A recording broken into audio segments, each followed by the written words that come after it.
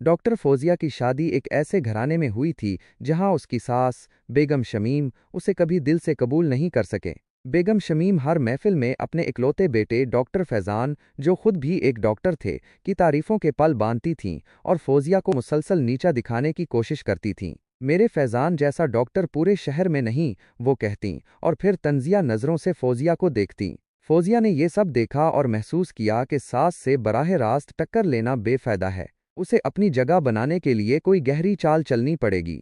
फौजिया ने अपनी सास और इनके मिजाज का बगौर मुशाहिदा किया। वो जानती थी कि सास को अपने बेटे पर फख्र था, लेकिन उन्हें सबसे ज्यादा परवाह इस बात की थी कि लोग क्या कहते हैं और उनकी समाजी हैसियत कैसी है। फौजिया ने यह भी देखा कि सास का ज्यादातर वक्त फ़ोन पर रिश्तेदारों और दोस्तों से बातचीत करते हुए गुजरता था। यही वो नुक्ता था जहां से फौजिया ने अपनी हिकमत अमली का आगाज किया।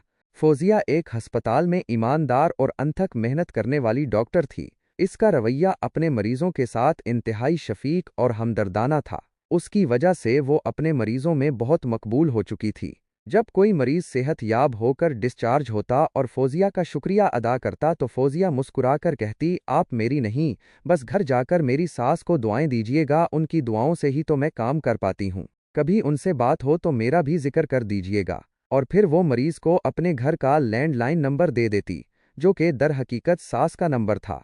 शुरू में बेगम शमीम हैरान होती जब किसी नामालूम नंबर से फ़ोन आता और कोई मरीज उनसे डॉक्टर फौजिया की तारीफों के पल बांधना शुरू कर देता। बेगम साहिबा, आपकी बहू ने तो मेरी जिंदगी बचा ली। ऐसी बेहतरीन डॉक्टर, इतना शफीक रवैया, ऐसी मेहनत से कोई नहीं देखता आजकल।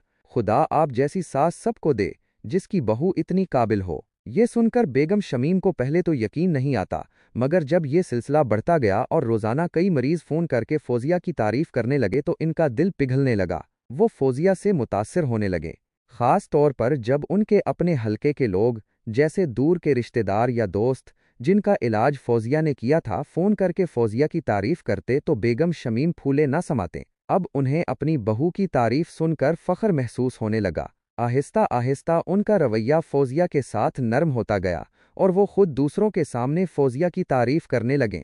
डॉक्टर फैज़ान भी हैरान थे कि ये तब्दीली कैसे आई।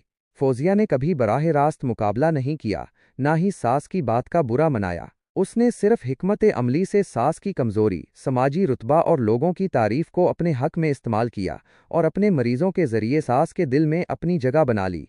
ये डॉक्टर फौजिया की जहानत और हिकमत अमली पर मबनी सोच का एक बेहतरीन कमाल था।